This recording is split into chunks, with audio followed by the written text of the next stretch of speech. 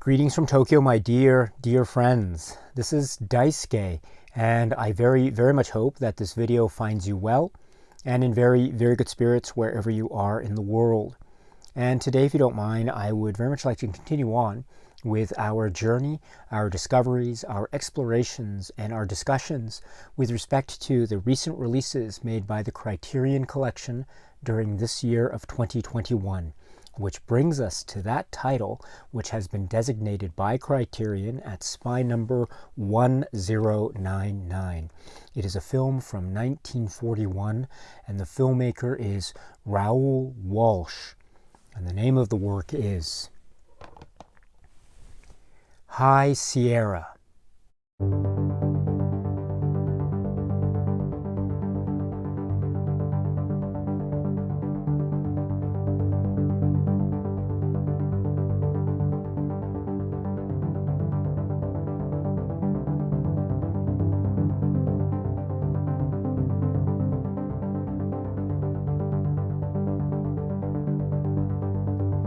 The film is from 1941, and the filmmaker is Raoul Walsh, and it is based upon the novel by W.R. Burnett, with screenplay by John Huston and W.R. Burnett, and starring, among others, in its electrifying cast, people like Ida Lupino and Humphrey Bogart.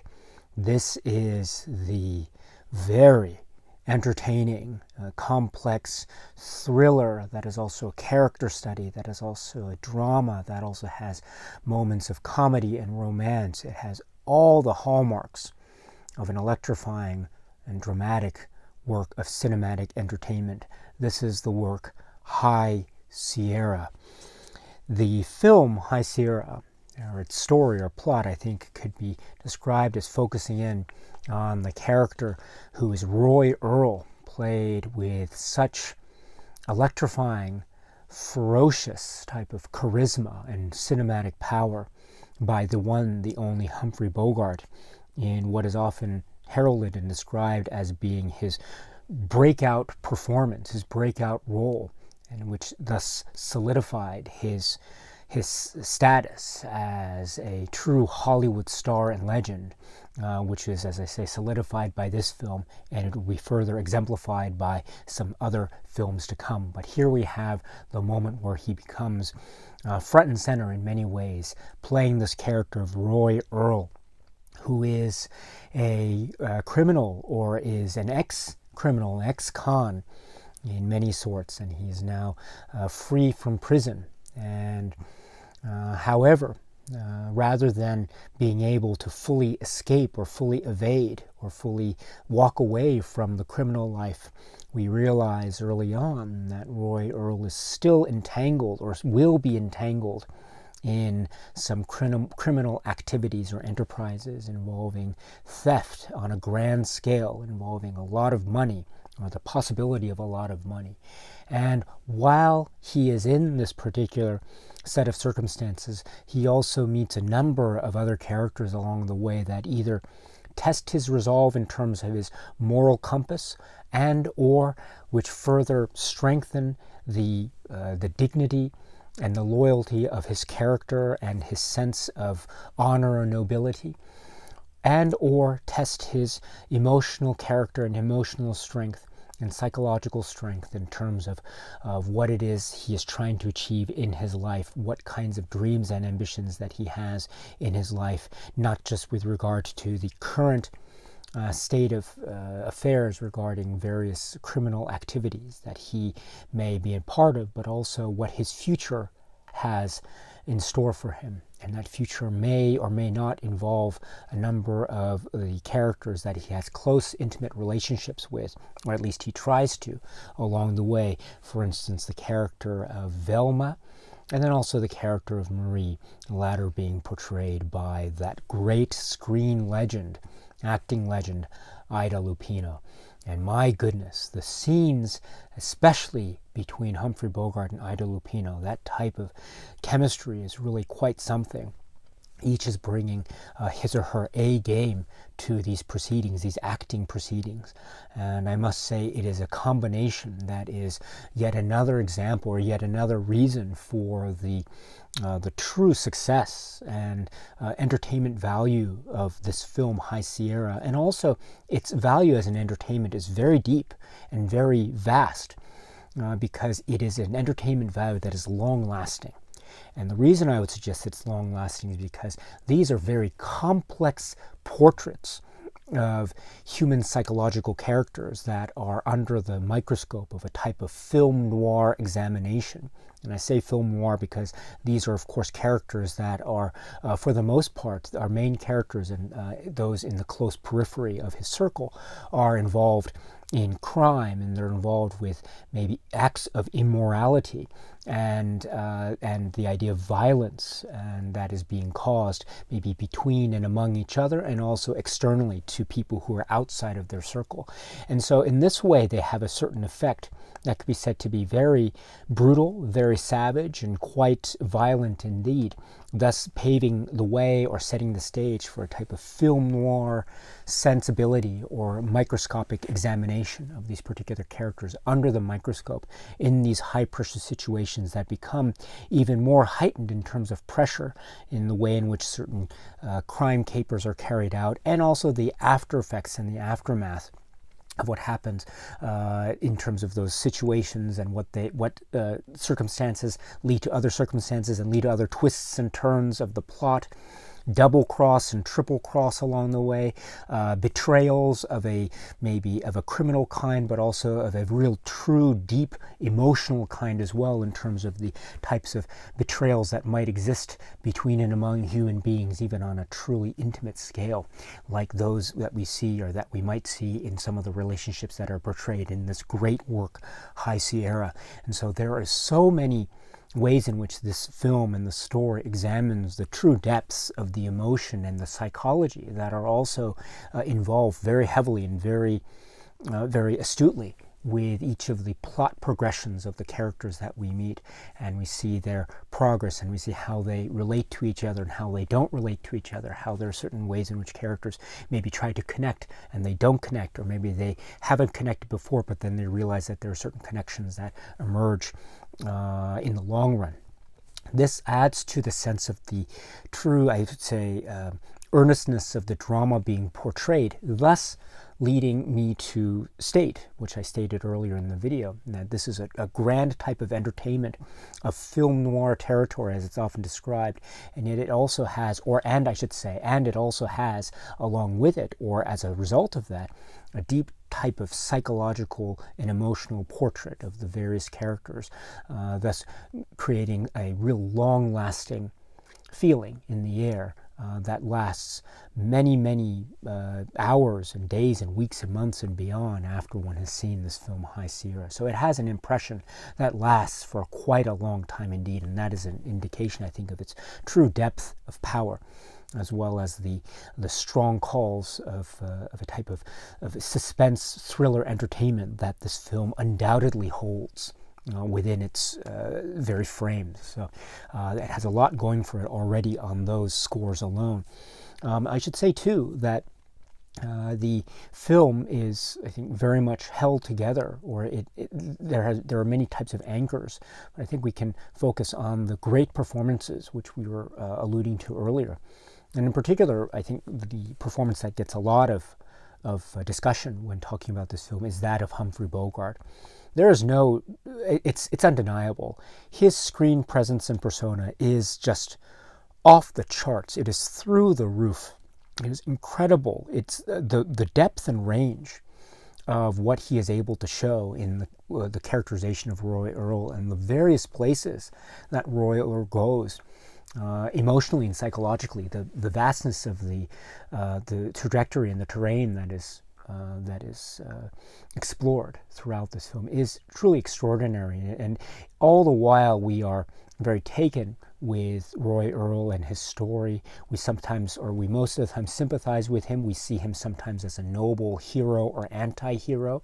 He oftentimes gets himself into situations where he tries to protect those that are maybe victims, or that might be seen as underdogs, and he tries to intervene where possible. This is, I think, very true, especially in the key relationships that he has, first with Velma and also then with Marie, and each in their own way provides the opportunity for Roy Earle to show a sense of a kind of noble decency, despite him being located in this world that is undoubtedly too the environment of the underworld, and so, or the criminal class. And so here we have this great duality or complexity that is richly painted, and Humphrey Bogart, I think, never, or in his performance, never loses sight of the fact that there is a grand sense of nobility and loyalty about this character, thus making him, I think, a great hero or anti-hero that we as viewers automatically cling to in terms of the power of his charisma. And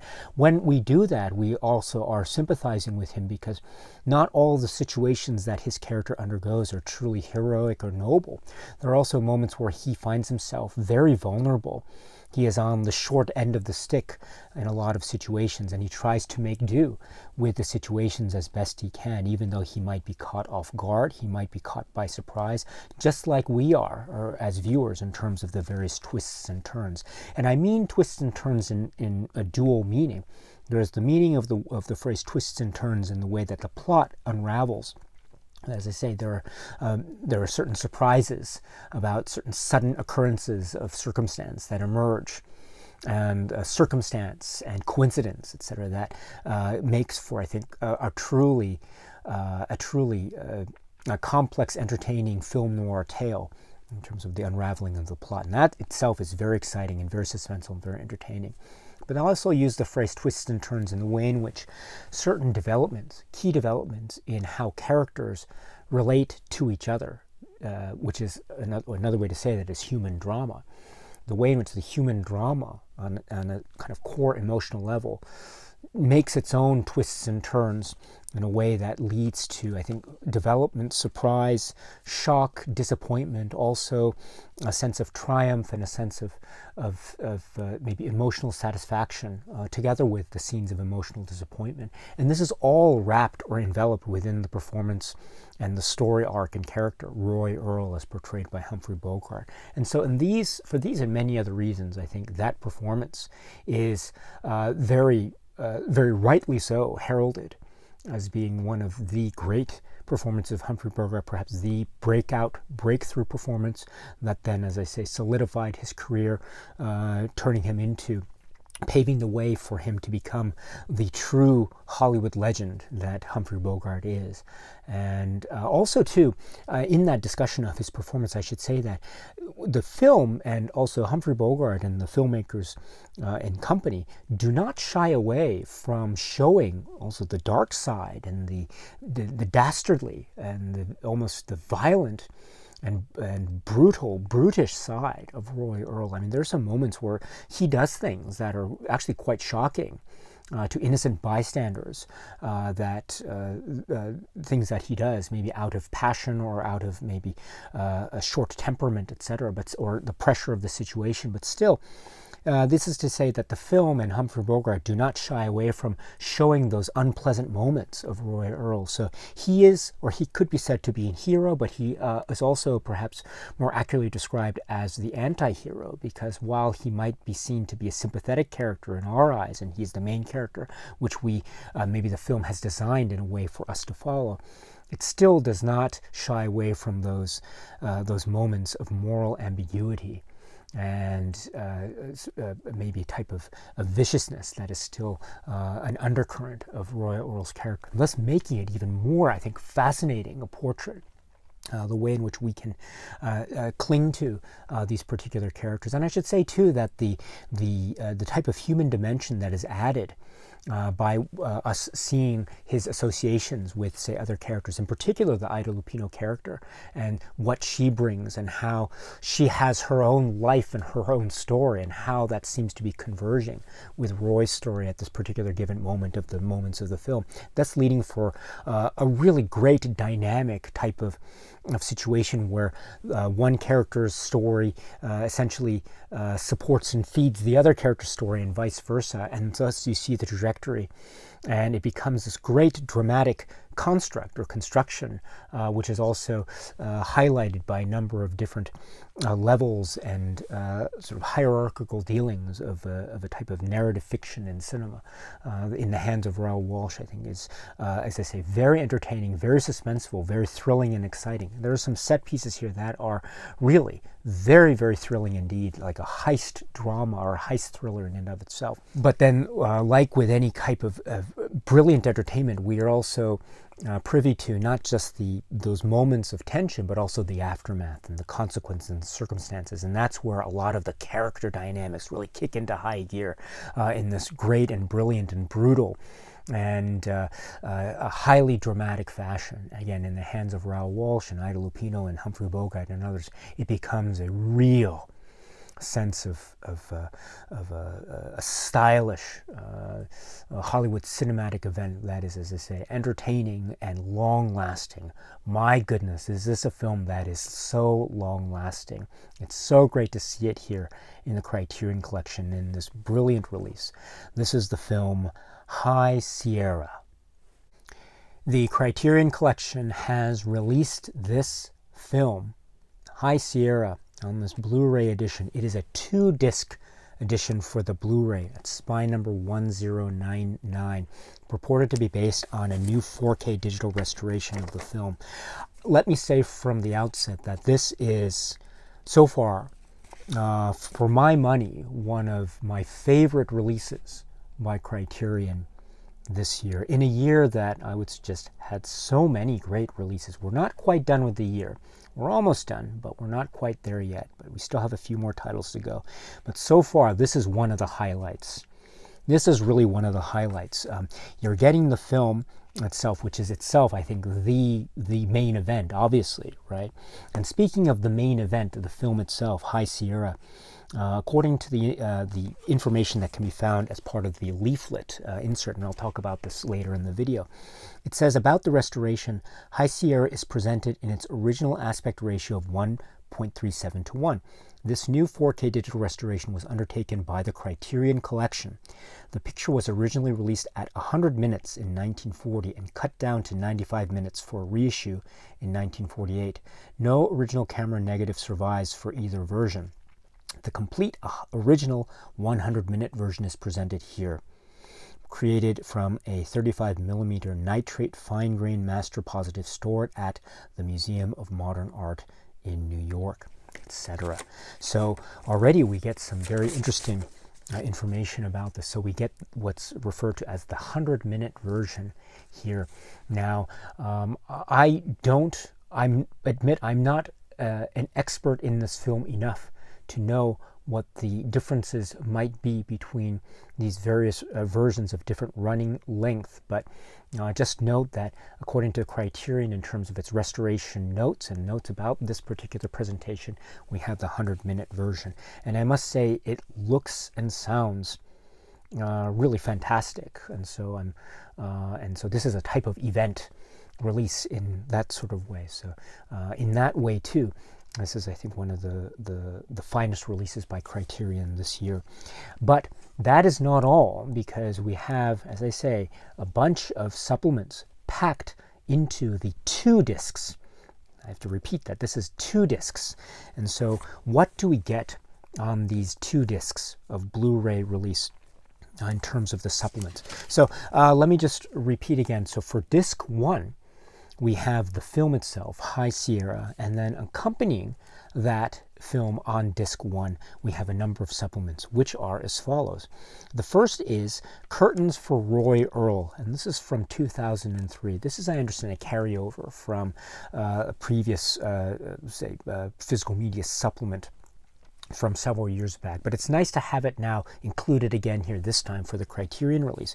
This is approximately 15 minutes, again from 2003, and so we have people like Eric Lax and Leonard Maltin and Joan Leslie and Robert Osborne, etc., talking about this film in the context of Warner Brothers and the context of the types of films that Warner Brothers was making in the 1930s into the 1940s, gangster movies in particular as a type of genre that the studio was focusing on, and also the key roles, or the key sort of set of circumstances that emerged with respect to Humphrey Bogart and how he ended up getting what essentially is, or could be said to be, his big break. I mean, he was already in the movies, as it were, but and he was already trying his hat as an actor in a lot of films, but in terms of this, he's not. This is another point too. It's he doesn't get top billing. It's Ida Lupino who gets top billing, but he is the main character of this particular film, this particular performance. And so the film goes into the details. It goes into details too about the top billing nature of this, but how that didn't at all sour the relationship directly between Humphrey Bogart and Ida Lupino. In fact, this indicates, among other sources, that they had a really strong professional relationship. And also, the supplement also, or the documentary, talks a little bit about the circumstances that led to Humphrey Bogart being cast as Roy Earl here, because after all, he wasn't the only actor who was being considered for this, but there was also the circumstances leading up to his career here, leading to his, as I say, this key role in High Sierra, and prior to that, some circumstances involving his relationship with Leslie Howard, a very important relationship, as those who know Humphrey Bogart's life and career will know. And also there's mention of the professional relationship between, say, Humphrey Bogart and John Huston.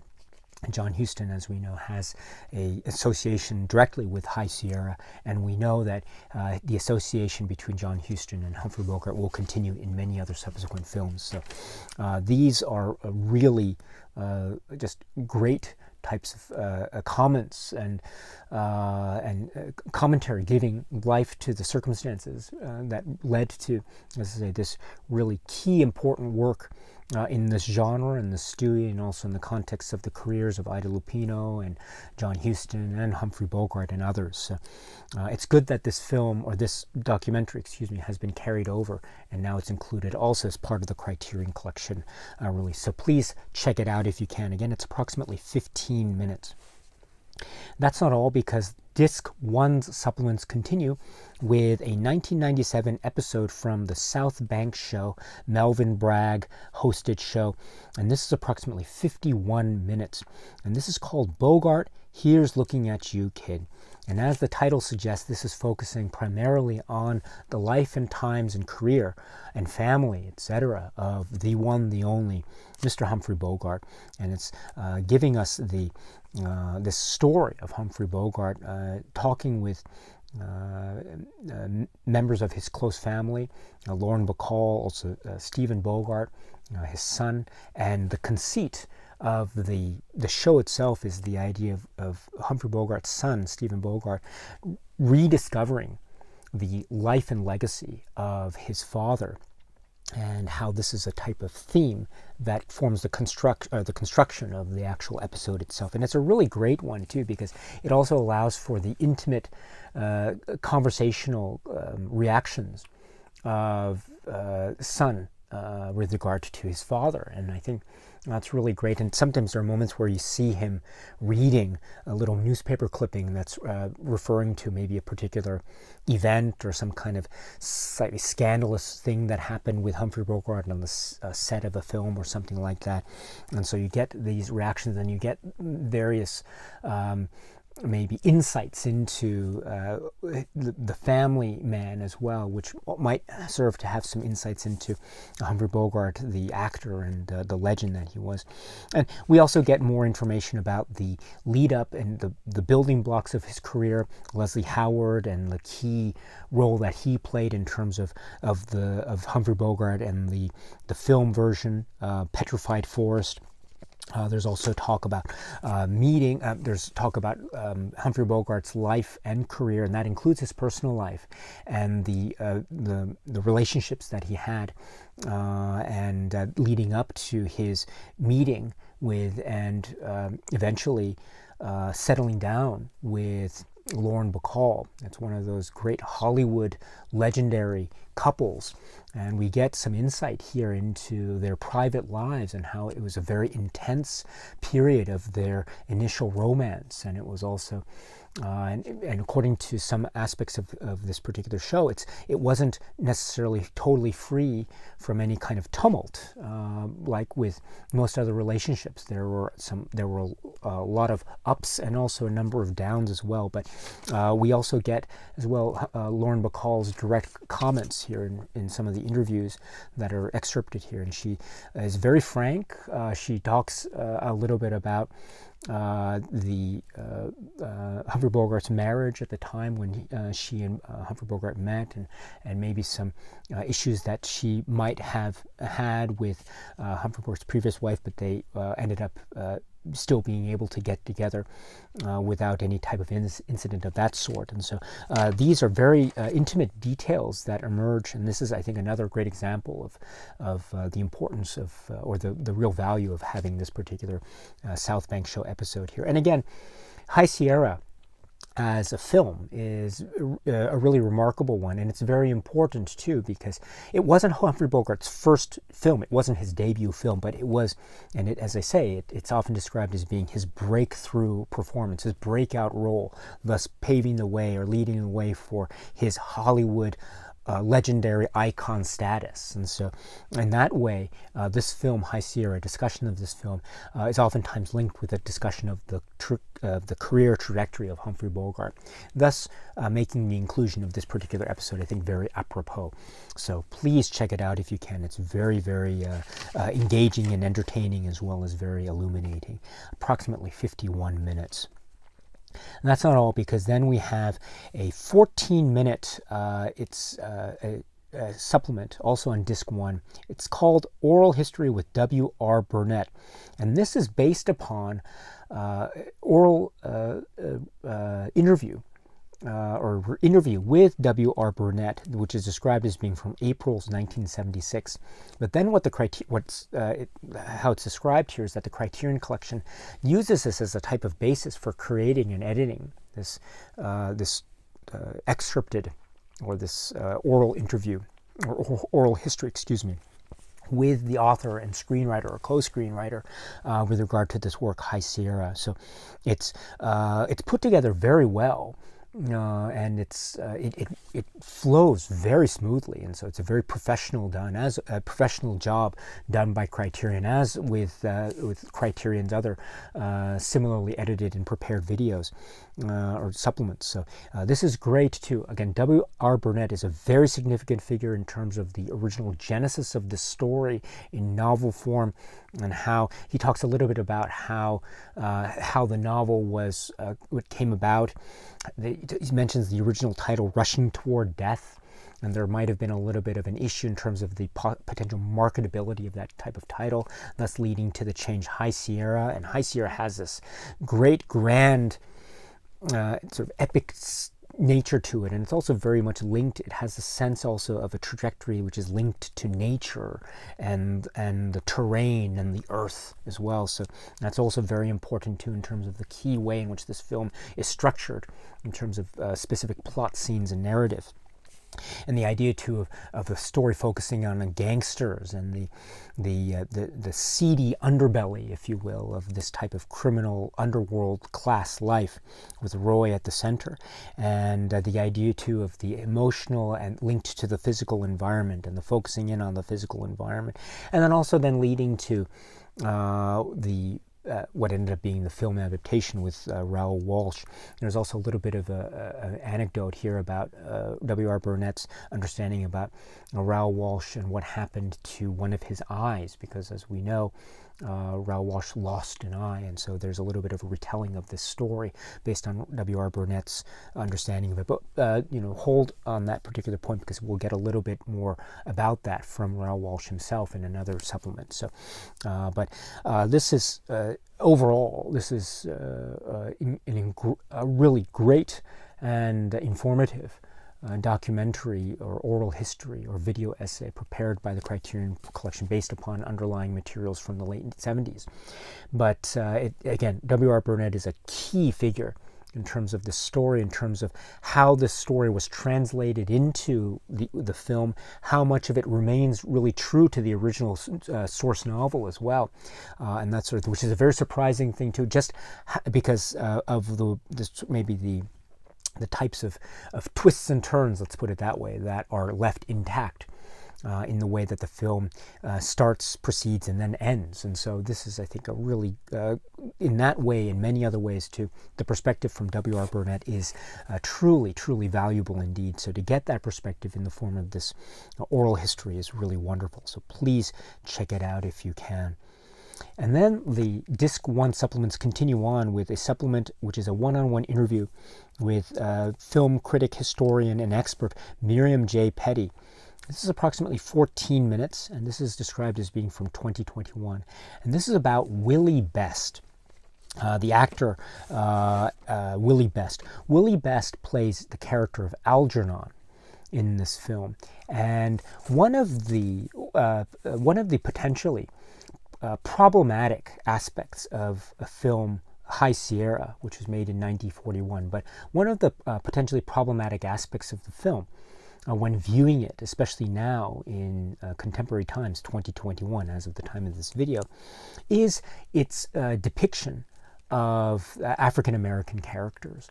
And so we have Algernon, who is black, and he is depicted in a way that could be described as being somewhat buffoonish and somewhat, or maybe not somewhat, but maybe looked down upon.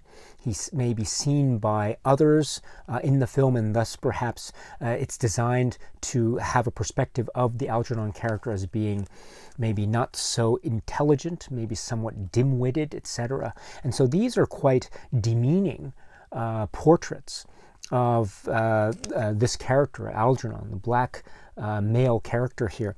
And so this maybe becomes a potentially problematic aspect of viewing this film, especially in contemporary times. And so I think we have Miriam J. Petty providing some context into this type of depiction of African American characters, such as the Algernon character in a film like High Sierra, and making references to other maybe performers, contemporary performers of the time, like Stepin Fetchit, etc., and how there was maybe some tension, especially with regard to these performers at the time, from the African American community as well, because from some perspectives, maybe their performances were also seen themselves as being demeaning, in terms of derogatory race representations that they themselves, it could be said, were espousing, or they were promoting by virtue of them, or just by the fact that they were they were accepting these particular roles. And so that becomes one of the points that is being discussed here, and how I think Miriam J. Petty makes the really key distinction or key point about how this was unfortunately just part of this systemic aspect of the industry at the time, that there were no roles that were being offered to African American actors that were, say, beyond this type of maybe demeaning or quite limited in scope, or quite two-dimensional, or maybe even one-dimensional characters, like it could be said that the Algernon character is. And so there were very limited or no options to play other sorts of roles, again, other than these roles. So in many ways, it could be said that this is an issue of, to borrow the phrase from James Baldwin, which is also quoted here, the price of the ticket. Another way to put this is the issue of access. And the issue of access, or to paraphrase the issue of access, is the idea being that in order to be able to make a living, in order to try to just have a chance at working, and working in this profession, that these actors had to submit to, or had no choice but to accept these roles, which then would be seen as being demeaning in these ways. And so that is the issue of access. So the only way you can access the world is by playing these roles that are demeaning. So what do you do? So that is, I think, a very significant contextual circumstance that Miriam J. Petty explains very well. But at the same time, one can say that Willie Best does his best with the roles that he is given. And I think this is the assertion that Miriam J. Petty makes here in terms of what it is he tries to give, what kind of person he was off camera as well as what he was trying to do on camera. There are some anecdotes that are relayed here about how Willie Best tried his best to, where possible, to change certain aspects of the character where he felt necessary in order to diminish what otherwise might be maybe demeaning or inaccurate traits of this particular representation of race in a particular character in a given film, etc. So there are these moments that are documented in this way. Again, it highlights the issue of access or the price of the ticket. And so this is, I think, a part of this film that is one that is potentially, I think, very challenging, and it's one that it is being addressed, it should be addressed. And so it's great that the Criterion Collection is including this particular commentary here from Miriam J. Petty, again, on Willie Best and his role. It is a very key role, too, because there are certain parts of the role that are very integral to the story of the main character of Roy Earle, and so that, I think, it is something that cannot be ignored. But it's also something that I think has a certain space for, I think, really healthy and robust discussion, just as the discussion that Miriam J. Petty is providing here. So please check it out if you can. It's approximately 14 minutes. And then the Disc 1 supplements continue on with the Screen Guild Theater's radio performance of High Sierra, starring Humphrey Bogart and Ida Lupino, by the way, which is great. And this is described as being from April 1944. 28 minutes.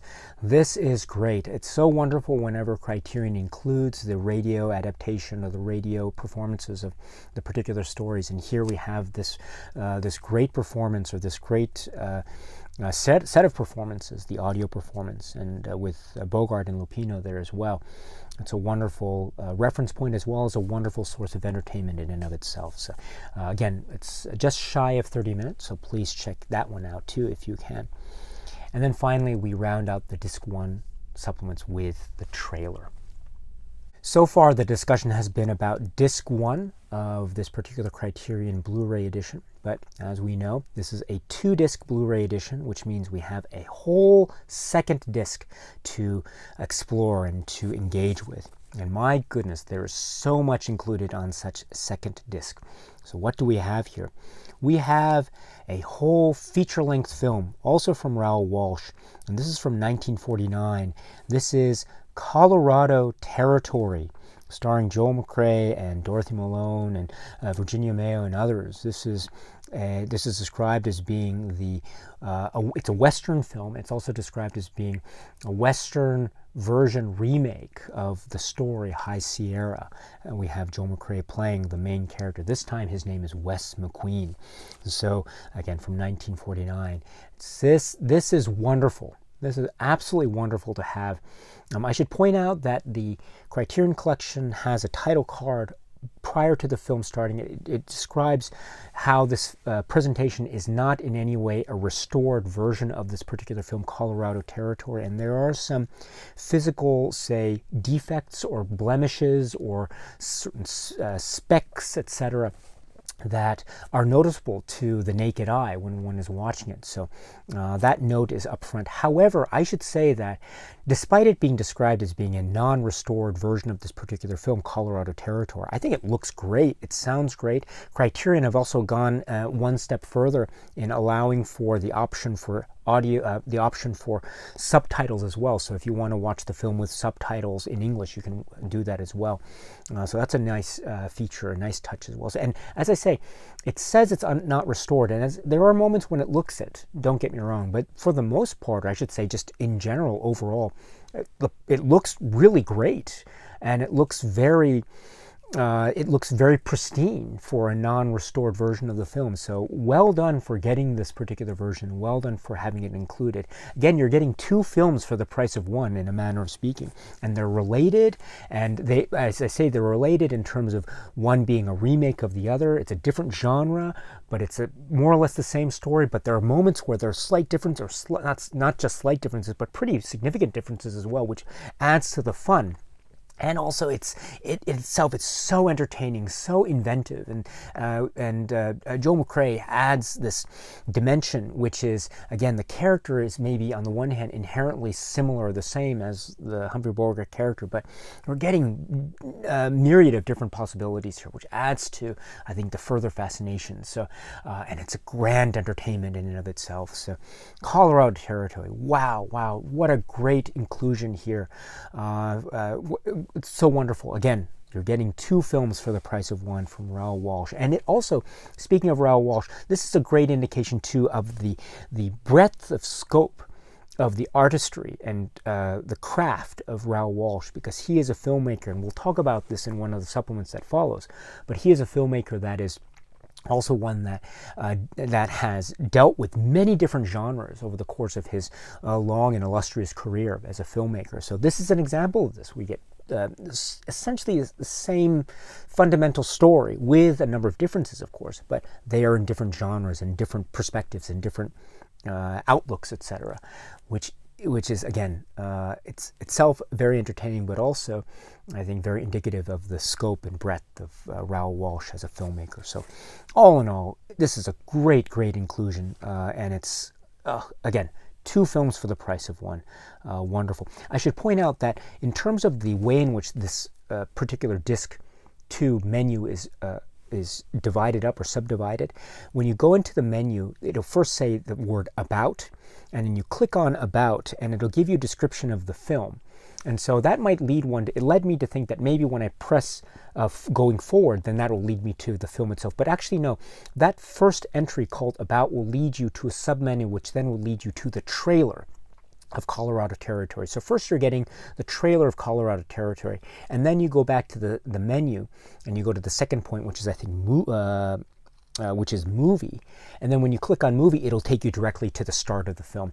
I should point out too that as far as my understanding and how it played on my player, there are no chapter breaks, so it's just one long chapter. So you can't go from chapter to chapter to chapter if you want to watch the film in piecemeal. So you just have to keep in mind where you are if you stop the film, or actually, it has this function where if you stop it and turn off the player, but then turn it on again, it'll give you the menu saying, resume where you last left off, yes or no, and you can just press yes, and it'll take you straight to where you last left off. So maybe in lieu of no chapter breaks, maybe that is enough. But in any event, just note that as far as I understand it, for the Colorado Territory film itself, as included on disc 2, there are no chapter breaks. But as I say, there are optional subtitles in English, and also for a non-restored film, or a film that's a presentation that declares itself to be non-restored, it looks and sounds pretty good to me. So there's that.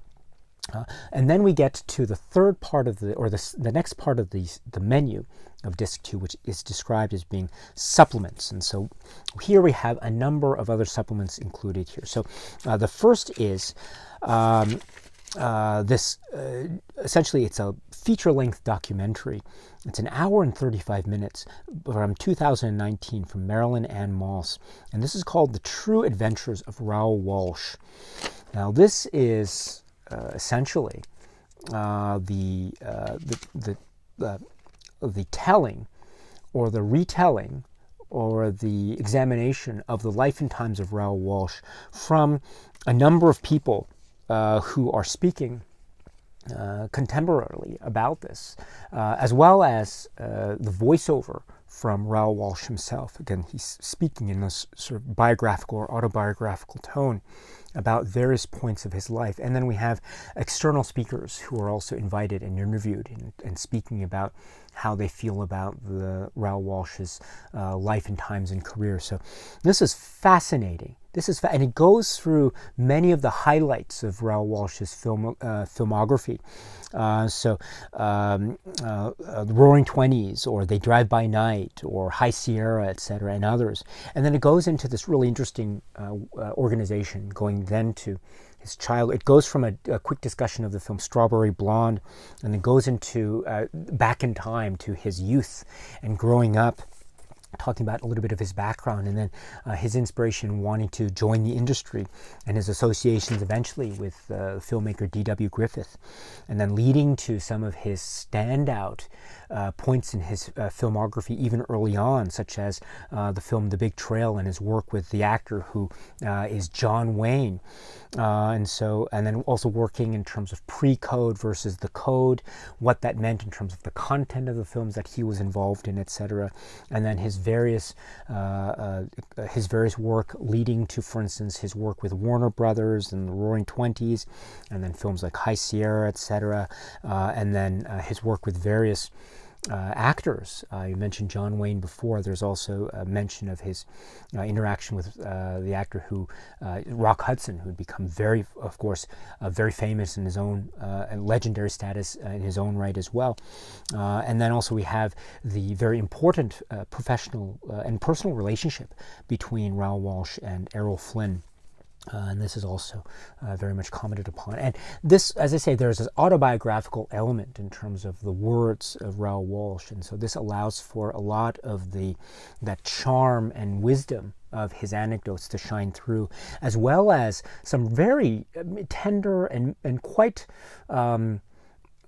honest assessments into maybe some of the weaknesses of his character, of his personality, especially maybe in a number of the relationships that he had with the women of his life. And so there's some moments that are, I think, very almost brutally honest from his own perspective. And then this is so fascinating too, because then the documentary does not lose sight also of what is often acknowledged about Raoul Walsh, is that he is also a self-described filmmaker and storyteller. And so oftentimes, and this is, again, cataloged here and elsewhere in other supplements, but sometimes we're not quite sure if what he's saying is 100% true, or maybe there's a little bit of